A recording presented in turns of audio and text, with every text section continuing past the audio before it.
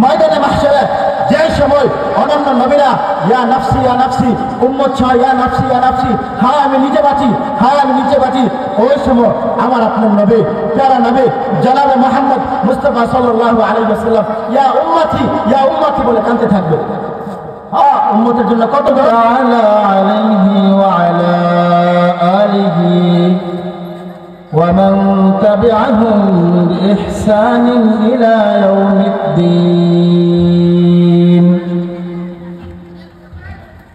أما بعد فأعوذ بالله من الشيطان الرجيم بسم الله الرحمن الرحيم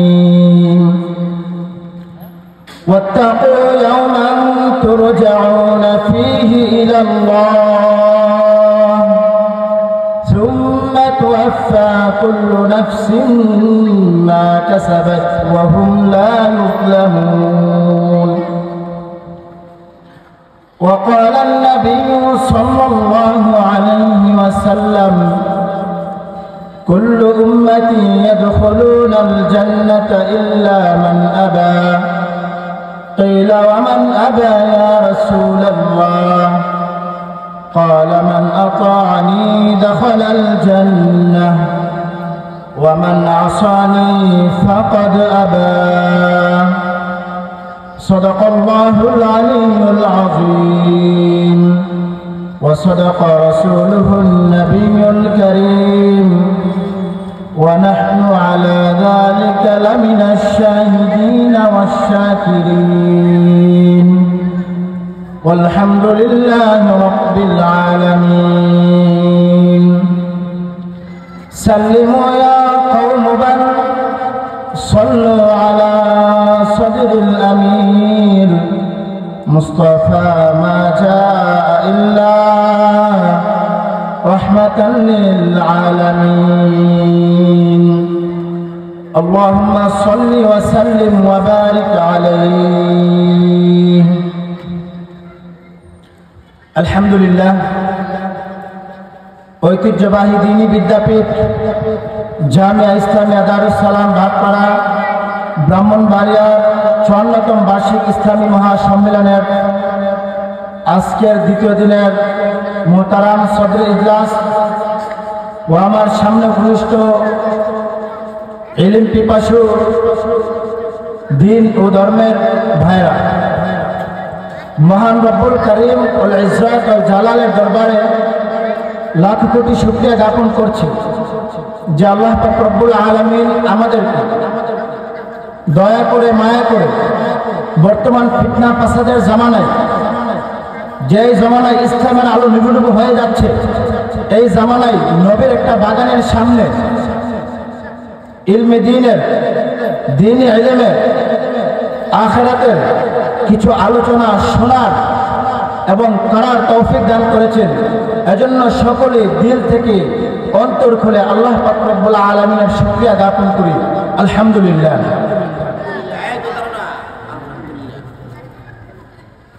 আমরা সকলে মুসলমান।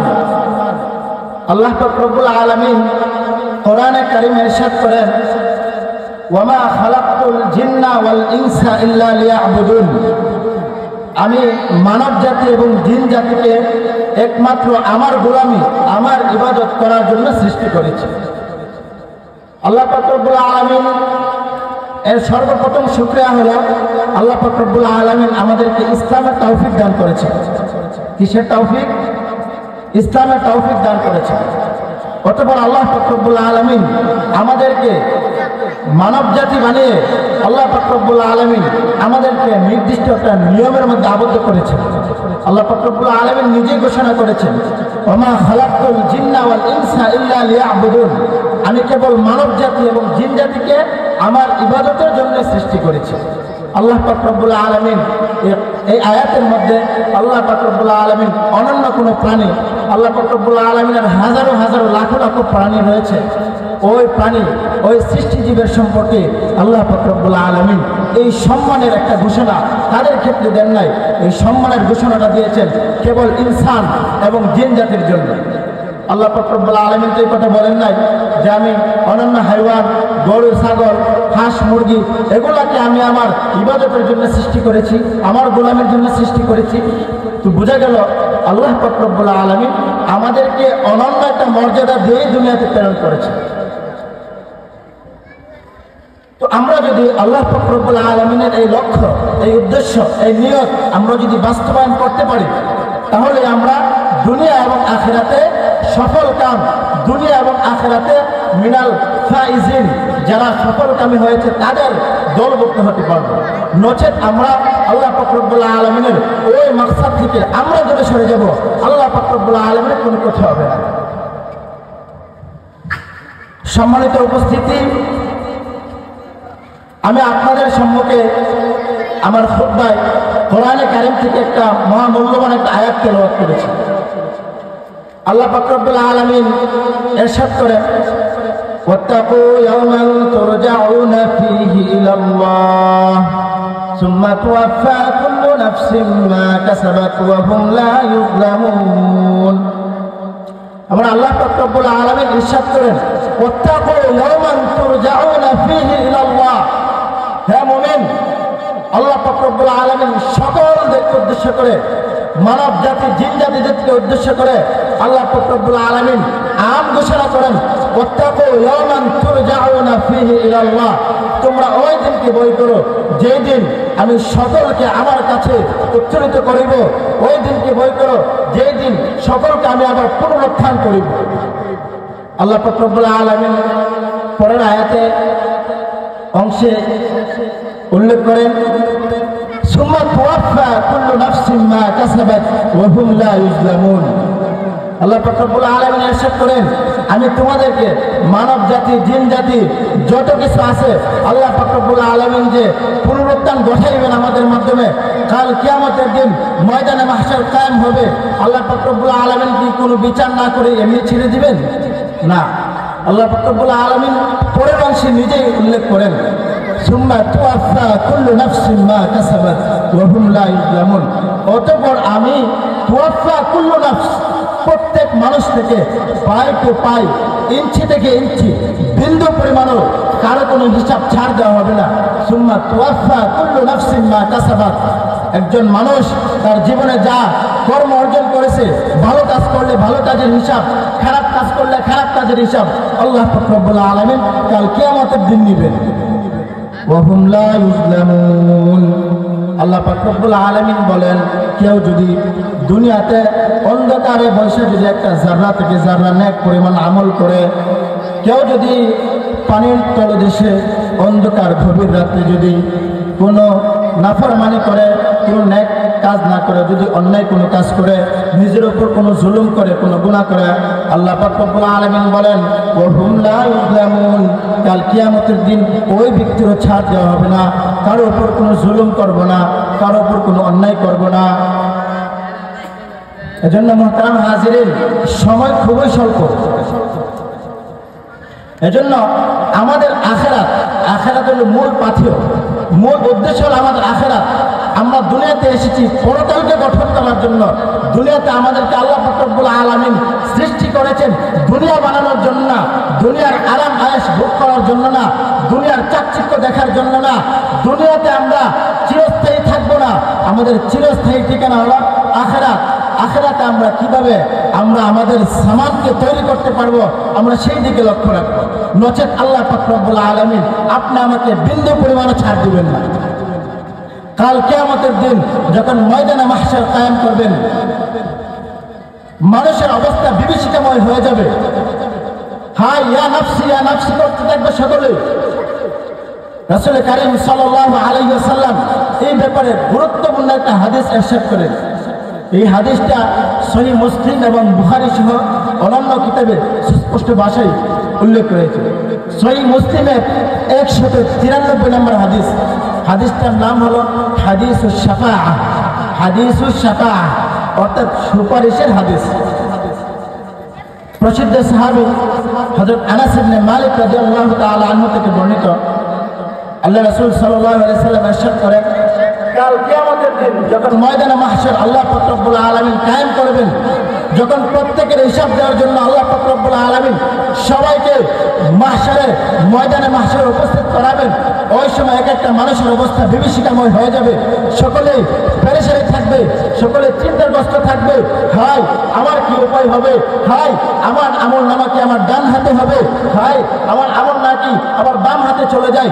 সকলে এই ব্যক্তিগত চিন্তায় পেরেশানি বিভোর হয়ে থাকবে। তখন মানুষ একে অপরের সাথে পরামর্শ করতে থাকবে। দুনিয়াতে আমরা যখন একটা কঠিন বিষয় নিয়ে আমরা একে অপরের সাথে আলোচনা করি, পরামর্শ করি, কাল কিয়ামতের দিন আমাদের একই অবস্থা হবে। তখন মানুষ একজনের সাথে আরেকজন পরামর্শ করবে, ভাই আমরা কিভাবে আজকের এই কঠিন মুসিবত থেকে, কঠিন আযাব থেকে আমরা কিভাবে রক্ষা পাবো, আমাদের জন্য কে সুপারিশ করবে। তখন একজন আরেকজনকে পরামর্শ দিবে, আসো আমরা যাই সাইয়েদনা আদম আলাইহিস সালাতু ওয়াস সালামের কাছে যাই, উনি তো আমাদের পিতা, ওনার কাছে যাই, হয়তো আমাদের একটা মুক্তির রাজপথ খুলতে পারে। তখন সকলে পরামর্শ করে সাইয়েদনা আদম আলাইহিস সালাতু ওয়াস সালামের কাছে যাবে। হাদিসের ইবারতে উল্লেখ রয়েছে ফায়াতুনা ইলা আদম আলাইহিস সালাতু ওয়াস সালাম, সকলে মিলে আদম আলাইহিস সালামের কাছে যাবে।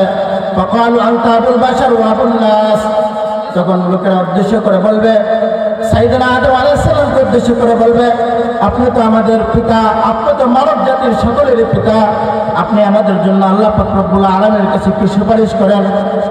আদম আলাইহিস সালাম উত্তর দিয়ে বলবেন, না না না লাস্তু বিযালিক, আমি এটার জন্য আল্লাহ পাক রব্বুল আলামিন আমাকে অনুমতি দিবেন না। কেন দিবেন না? আমরা সকলে ইতিহাস জানি আদম আলাইহিস সালামের মার্জিত কিছু দোষ রয়েছে, মার্জিত যেগুলো কোনো দোষ না। এজন্য আদম আলাইহিস সালাম নিজেকে নিজের কাছে একটু ছোট মনে করে বলবে, লাস্তু বিযালিক, আমাকে আল্লাহ এর জন্য অনুমতি দিবে না, আমি এটা করতে পারবো না। যাও যাও তোমরা দৌড়ে যাও সাইয়েদনা নূহ আলাইহিস সালাতু ওয়াস সালামের কাছে যাও। তখন সকলেই হযরত নূহ আলাইহিস সালামের কাছে চলে যাবেন। হযরত নূহ আলাইহিস সালাম ৯৫০ বছর আল্লাহর দ্বীনের দাওয়াত জমিনে দিয়েছেন। তখন সকলে অনেক বুক ভরা একটা আশা নিয়ে সাইয়েদনা নূহ আলাইহিস সালাতু ওয়াস সালামের কাছে চলে যাবেন। তখন নূহ আলাইহিস সালামকে বলবেন, ইয়া নূহ, হে নবী আপনি আমাদের জন্য একটু সুপারিশ করেন। নূহ আলাইহিস সালাম বলবেন, না না আমি তোমাদের জন্য সুপারিশ করতে পারবো না, লাস্তু বিযালিক, আমি এটার জন্য আল্লাহর কাছে আমি অনুমতি চাইতে পারবো না, কারণ আমার কিছু ভুল রয়েছে। আপনারা সকলে ইতিহাস জানেন, নূহ আলাইহিস সালাতু ওয়াস সালামের ছেলে কেনআন, সে একজন কাফের ছিল। ওই কাফেরের জন্য নূহ আলাইহিস সালাতু ওয়াস সালাম আল্লাহ পাক রব্বুল আলামিনের কাছে একটা সুপারিশ করছিল যে আল্লাহ আমার তো সন্তান, কেনান তো আমার সন্তান, আমার কেনানের জন্য আমার মায়া লাগে, দয়া লাগে, আপনি কেনানকে ওই প্লাবন থেকে বাঁচিয়ে দেন।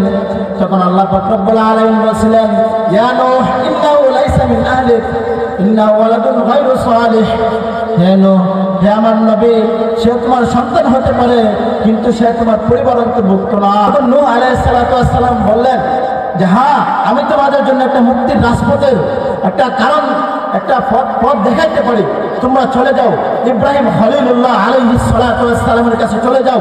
উনি আল্লাহর বন্ধু, আল্লাহর একান্ত মানুষ, আল্লাহর একান্ত প্রিয় নবী একজন ইব্রাহিম খলিলুল্লাহ আলাইহিস সালাতু ওয়াস সালাম, আল্লাহর খাস বন্ধু। তখন সকল উম্মত দৌড়ে ইব্রাহিম আলাইহিস সালাতু ওয়াস সালামের কাছে যাবে। ফায়াতুনা ইলা ইব্রাহিম আলাইহিস সালাতু ওয়াস সালাম ফায়াশফাউন, তারা সুপারিশ করবে। ইব্রাহিম আলাইহিস সালাম বলবেন, লাস্তু বিযালিক, আমি এটার জন্য আল্লাহ পাক রব্বুল আলামিনের কাছে অনুমতি চাইতে পারবো না। আপনারা জানেন ইব্রাহিম আলাইহিস সালাতু ওয়াস সালাম যখন উনার পিতা আযার এবং অন্যান্যরা তাদের ঈদ পালন, তাদের উৎসব পালনের জন্য তারা চলে যায়, তখন তাদের মাবাদ ইবাদত কেনা, তাদের মাবাদ উপাসনালয় তারা খালি করে চলে যায়। তখন ইব্রাহিম আলাইহিস সালামকে বলছিলেন, আসো না বাছা, তুমি আমাদের সাথে আসো, আজকে উৎসব খেলাধুলা করবে, আসো আমাদের সাথে। ইব্রাহিম আলাইহিস সালাম বলছিলেন, ইন্নী সাকিম, আমি অসুস্থ, ইন্নী সাকিম, আমি অসুস্থ। ইব্রাহিম আলাইহিস সালাম ওই সময় শারীরিকভাবে কোনো অসুস্থ ছিলেন না, ওই সময় মানবিক একটা মনক্ষুণ্ণ ছিলেন, মনের মধ্যে অসুস্থতা অবশ্যই ছিল। কোন দিক থেকে? যে আল্লাহ পাক রব্বুল আলামিনের যে মহান উদ্দেশ্য নিয়ে আল্লাহ পাক রব্বুল আলামিন ইব্রাহিম আলাইহিস সালামকে দুনিয়াতে প্রেরণ করেছিলেন, ওই উদ্দেশ্য ইব্রাহিম আলাইহিস সালাম বাস্তবায়ন করতে পারতেছেন না, ওনার উম্মতরা ওনার ডাকে সাড়া দিচ্ছে না, এই জন্য মনে অনেক কষ্ট। এই জন্য বলছিলেন, ইন্নী সাকিম, আমি অসুস্থ, তোমরা যাও, আমি যাইতে পারবো না। তো ওইটাকে উনি দোষ মনে করে উম্মতের জন্য আল্লাহ পাক রব্বুল আলামিনের কাছে সুপারিশ করবেন। ইব্রাহিম আলাইহিস সালাম বললেন, যাও তোমরা মূসা কালিমুল্লাহ আলাইহিস সালাতু ওয়াস সালামের কাছে যাও। উনি আল্লাহর সাথে কথা বলছেন, তুর পাহাড়ে আল্লাহর সাথে ওনার মুলাকাত হয়েছে, কথা হয়েছে। তোমরা যাও উনার কাছে যাও, তোমরা তোমাদের জন্য সুপারিশ করতে পারো। ফায়াতুনা ইলা মূসা আলাইহিস সালাতু ওয়াস সালাম, যখন উম্মতেরা দৌড়ে দৌড়ে মূসা আলাইহিস সালাতু ওয়াস সালামের কাছে চলে যাবেন, মূসা আলাইহিস সালাতু ওয়াস সালাম বলবেন, ফালাস্তু বিযালিক, আমি এটার জন্য আল্লাহ পাক রব্বুল আলামিনের কাছে তোমাদের জন্য সুপারিশ করতে পারবো না, বরং তোমরা ঈসা আলাইহিস সালাতু ওয়াস সালামের কাছে যাও। তখন সকলে দৌড়ে দৌড়ে ঈসা আলাইহিস সালাতু ওয়াস সালামের কাছে যাবেন এবং বলবেন, ইয়া নবী ঈসা, আপনি আমাদের জন্য আল্লাহ পাক রব্বুল আলামিনের কাছে সুপারিশ করেন। আপনি তো আবার পরবর্তী রাসূল কারীম সাল্লাল্লাহু আলাইহি ওয়াসাল্লামের উম্মত হিসেবে দুনিয়াতে প্রেরিত হবেন, আপনি আল্লাহ পাক রব্বুল আলামিনের কাছে আমাদের জন্য একটু সুপারিশ করেন না। আমরা আজকে বিভীষিকাময়, আমরা খুব কষ্টে এবং অনেক খারাপ অবস্থায় আছি। আজকে যদি আমাদের পরিত্রাণ না হয়, আজকে যদি আমাদের এখান থেকে কোনো ফয়সালা না হয়, তাহলে আমাদের জাহান্নাম নিশ্চিত হয়ে যাবে। এজন্য আপনি আল্লাহ পাক রব্বুল আলামিনের কাছে আমাদের জন্য একটু সুপারিশ করেন। তখন সাইয়েদনা ঈসা আলাইহিস সালাতু ওয়াস সালাম বলবেন, হ্যাঁ আমি তোমাদের জন্য সুপারিশ করতে পারবো না, তবে আমি এমন একজন ব্যক্তির নাম তোমাদের কাছে বলতে পারবো, যে ব্যক্তির কাছে তোমরা গেলে, যে মানবের কাছে তোমরা গেলে অবশ্যই তিনি তোমাদের জন্য আল্লাহ পাক রব্বুল আলামিনের কাছে সুপারিশ করবে।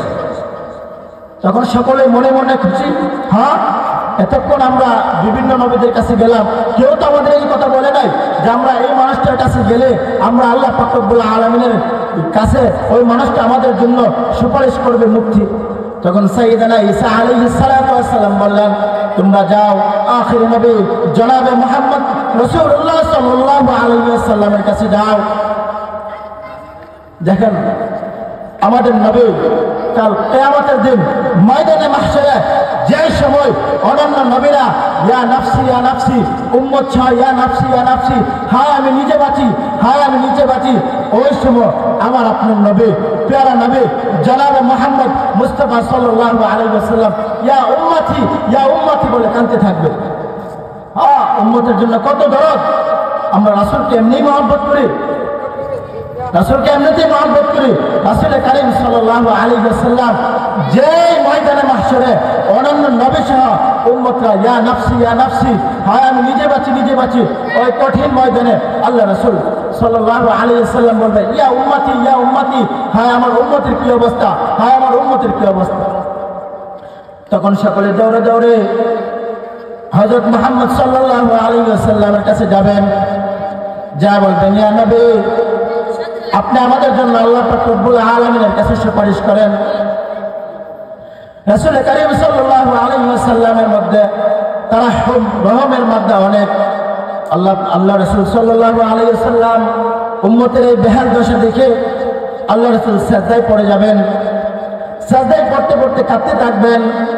এক পর্যায়ে আল্লাহ পাক রব্বুল আলামিন ওনার হাবিবের ক্রন্দন সহ্য না করতে পারে আল্লাহ পাক রব্বুল আলামিন ওনার হাবিবকে বলবেন, ইয়া মুহাম্মদ ইরফা রাসাক ইশফা তুশফা সাল তু'তা ওয়াশফা তুশফা। হে আমার প্রিয় নবী, হে আমার বন্ধু, তুমি তোমার মাথা উঠাও, তুমি কি চাও আজকের দিনে আমার কাছে কি চাও? ইরফা রাসাক, তুমি তোমার মাথা উঠাও, কি চাও? সাল তু'তা, তুমি কি চাও, চাও আমার কাছে, আমি তোমাকে অবশ্যই তা দিব।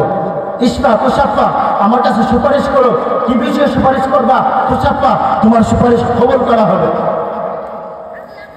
তখন আমার আপনার নবী, প্রিয় নবী জনাবে মুহাম্মদ সাল্লাল্লাহু আলাইহি ওয়াসাল্লাম বলবেন, ইয়া আল্লাহ আমার উম্মতের আজকের এই বেহাল দশা আমি তো তা সহ্য করতে পারতেছি না। তখন রাসূল কারীম সাল্লাল্লাহু আলাইহি ওয়াসাল্লাম উম্মতের ব্যাপারে আল্লাহর কাছে সুপারিশ করবেন। আল্লাহ পাক রব্বুল আলামিন ওই সময় সবাইকে একসাথে মাফ করবেন না। আল্লাহ পাক রব্বুল আলামিন নির্দিষ্ট একটা পরিমাণে তাদের জন্য সুপারিশ গ্রহণ করা হবে। তখন যারা বাকি থাকবে তারা আবার রাসূল কারীম সাল্লাল্লাহু আলাইহি ওয়াসাল্লামের কাছে সুপারিশ করবে, ওগো নবী আমরা তো ওই সুপারিশকারীদের মধ্যে আমরা তো নাই, আমরা তো তাদের সাথে দলভুক্ত হতে পারলাম না, আমাদের জন্য আপনারা একটু সুপারিশ করেন না। আল্লাহ রাসূল আবার ক্রন্দনরত অবস্থায় সিজদায় পড়ে যাবেন। আল্লাহ পাক রব্বুল আলামিন আবার বলবেন, ইয়া মুহাম্মদ ইরফা রাসাক সাল তুতা ওয়াশফা তুশফা। হে নবী, আপনি আপনার মাথা উঠান, আপনি কি চান বলেন, আপনার উদ্দেশ্যটা আপনি বলেন, আমি আপনার উদ্দেশ্য কবুল এবং মঞ্জুর করব। আল্লাহ রাসূল মায়ার দরিদ্র মাথায় কথা বলবেন, আল্লাহ আমার এই উম্মতগুলো এখনো আল্লাহ জাহান্নামের দ্বার প্রান্তে দাঁড়িয়ে রয়েছে, আল্লাহ আপনি তাদেরকে ক্ষমা করে আমার সুপারিশ গ্রহণ করে তাদের জান্নাতে ধাক্কা দিয়ে পাঠাই দেবেন। তখন আল্লাহ পাক রব্বুল আলামিন নির্দিষ্ট আকারে কিছু উম্মতের জন্য সুপারিশ কবুল করবেন। তখন নবীজি সাল্লাল্লাহু আলাইহি ওয়াসাল্লাম আবার সিজদায় পড়ে যাবেন। আল্লাহ পাক রব্বুল আলামিন বলবেন, ইরফা রাসাক, হে নবী আপনি আপনার মাথা উঠান, আপনি মনের কথা আমার কাছে খুলে বলেন। সাল তুতা, আপনি কি চান আপনাকে আমি সব দিব। ওয়াশফা তুশফা, আপনি কি সুপারিশ করতে চান আমি সব দিব। তখন রাসূল করিম সাল্লাল্লাহু আলাইহি ওয়াসাল্লাম বলবেন, আল্লাহ যেই উম্মত আমার যেই উম্মত লা ইলাহা ইল্লাল্লাহ পড়েছেন তাকে আপনার জান্নাতে পৌঁছায় দেন, আমার আর কোনো চাওয়া পাওয়া বাকি থাকবে না। তখন আমাদের মধ্যে দুনিয়াতে যারা লা ইলাহা ইল্লাল্লাহ মুহাম্মাদুর রাসূলুল্লাহ সাল্লাল্লাহু আলাইহি ওয়াসাল্লাম একবার পাঠ করেছেন, এমন ব্যক্তি দুনিয়াতে যে লা ইলাহা ইল্লাল্লাহ কালিমা একবার পাঠ করেছেন, কাল কিয়ামতের দিন আল্লাহ রাসূল সাল্লাল্লাহু আলাইহি ওয়াসাল্লাম আপনার জন্য ওই সুপারিশ করবেন। তখন আল্লাহ পাক রব্বুল আলামিন সমস্ত উম্মতকে যারা লা ইলাহা ইল্লাল্লাহ পর্যন্ত পাঠ করেছেন তাদেরকে জান্নাতে প্রবেশ করাইবেন। ওই সময় আপনার আমার নবী জনাবে মুহাম্মদ সাল্লাল্লাহু আলাইহি ওয়াসাল্লাম খুশি হবেন। এজন্য দোস্ত বুজুর্গ মোহতারাম হাজিরিন, আমরা কার জন্য ফেদা হচ্ছি? আজকে আমাদের দুনিয়ার বাল বাচ্চা আহলিয়ার জন্য, পরিবারের জন্য জান ত্যাগ করতে করতে সব কিছু উজাড় করে দিয়েছি। রাত নয় দিন নয় মেহনত করতে করতে দুনিয়াকে কিভাবে বাস্তবায়ন করব, দুনিয়াতে কিভাবে আমরা মহান অট্টালিকা বানাবো, দুনিয়াতে কিভাবে আরাম আয়েশে থাকতে পারবো, ওই চিন্তা করতে করতে আমাদের আজকে আমাদের জীবনটা শেষ করে দিয়েছি। এজন্য মোহতারাম দোস্ত বুজুর্গ, আপনার আমার আখিরাত, যে আখিরাত আপনার আমার আসল ঠিকানা, যে আখিরাতে বিন্দু পরিমাণ ওয়াহুম লা ইউজলামুন। আল্লাহ পাক রব্বুল আলামিন বলেন, দুনিয়াতে কোন ব্যক্তি যদি যারা নেক আমল করে, দুনিয়াতে কোন ব্যক্তি যদি যারা পাপ আমল করে, যারা অন্যায় করে, যারা জুলুম করে, যারা গুনাহ করে, আল্লাহ পাক রব্বুল আলামিন বলেন ওয়াহুম লা ইউজলামুন, কাল কিয়ামতের দিন কারোর উপর কোনো জুলুম করা হবে না। দুনিয়াতে কেউ যদি অল্প নেক আমল করে, ওই নেক আমলও তার পাল্লায় উঠে যাবে। দুনিয়াতে যদি কেউ অল্প খারাপ আমল করে, ওই খারাপ আমলও কাল কিয়ামতের দিন মিজানের পাল্লায় উঠে যাবে। এজন্য খুব সতর্কতার সাথে জীবনযাপন করা দরকার আমাদের। রাসূল আকরাম সাল্লাল্লাহু আলাইহি ওয়াসাল্লাম বলেন, কুল্লু উম্মতি ইয়াদখুলুনাল জান্নাহ ইল্লা মান আবা। কিলা ওয়া মান আবা ইয়া রাসূলুল্লাহ? ক্বালা মান আতাআনি দাখালাল জান্নাহ ওয়া মান আসানি ফাকাদ আবা। আল্লাহ রাসূল সাল্লাল্লাহু আলাইহি ওয়াসাল্লাম বলেন, কাল কিয়ামতের দিন সকল উম্মত জান্নাতে প্রবেশ করবে, তবে মান আবা যারা তারা জান্নাতে প্রবেশ করতে পারবে না। সাহাবা কেরাম রাসূলুল্লাহ সাল্লাল্লাহু আলাইহি ওয়াসাল্লামের কাছে জিজ্ঞাসা করলেন, ক্বালু ইয়া রাসূলুল্লাহ ওয়া মান আবা? মান আবা আবার কারা? রাসূল কারীম সাল্লাল্লাহু আলাইহি ওয়াসাল্লাম উত্তর বললেন, মান আতাআনি দাখালাল জান্নাহ ওয়া মান আসানি ফাকাদ আবা। যে ব্যক্তি দুনিয়াতে আমার সুন্নতের অনুকরণ করেছে, যে ব্যক্তি দুনিয়াতে কোরআন মেনেছে, যে ব্যক্তি দুনিয়াতে সুন্নত মেনেছে, যে ব্যক্তি দুনিয়াতে আমাকে খাতামুন নবীয়িন সর্বশ্রেষ্ঠ নবী মেনেছে, সেই হলো সে জান্নাতে যাবে। আর যে ব্যক্তি দুনিয়াতে কোরআন অনুযায়ী চলে নাই, দুনিয়াতে আমার সুন্নত বাস্তবায়ন করে নাই, আমাকে শ্রেষ্ঠ নবী মানে নাই, সেই মান আবা, সেই জাহান্নামে যাবে। মুহতারাম হাজিরিন, সময় খুবই স্বল্প, এজন্য আমাদের মূল মাকসাদ, আমাদের আসল উদ্দেশ্য, আসল ঠিকানা, পরকালে আমরা কিভাবে আমরা স্থায়ীভাবে পরকালে আমরা কিভাবে থাকতে পারবো, ওই চিন্তা ফিকির করার দরকার আমাদের। রাসূল কারীম সাল্লাল্লাহু আলাইহি ওয়াসাল্লাম এক হাদিসে ইরশাদ করেন, ইযা মাতাল ইনসান ইনকাতা আনহু আমালুহু কুল্লুহু ওয়া ইনকাতা আনহু কুল্লুহু ইল্লা মিন সালাস, মিন সাদাকাতিন জারিয়াতিন আও মিন ইলমিন ইনতাফা বিহি আও ওয়ালাদিন সালিহিন ইয়াদউ লাহু, আও কামা ক্বালা আলাইহিস সালাতু ওয়াস সালাম। আল্লাহ রাসূল বলেন, একটা মানুষ যখন দুনিয়াতে মৃত্যুবরণ করে তার সকল আমলের সকল দরজা বন্ধ হয়ে যায়। আল্লাহ রাসূল বলেন, তিনটা দরজা যে মৃত্যুবরণ করার পরেও তার তিনটা দরজা চালু থাকে। একটা হলো কি জানেন? সদকায়ে জারিয়া। আপনি যদি বাদপাড়া মাদ্রাসায় দান করেন, আপনি যদি একটা এতিমকে দান করেন, ওই সদকায়ে জারিয়ার সওয়াবটা আপনি মরে যাওয়ার পরেও কাল কিয়ামতের দিন ব্যাংক অ্যাকাউন্টের মতো আপনার অ্যাকাউন্টে আপনার আমল নামা জমা হতে থাকবে, অথচ আপনি কোনো আমল করেন নাই ওই সময় আপনি কবরে শুয়েছেন।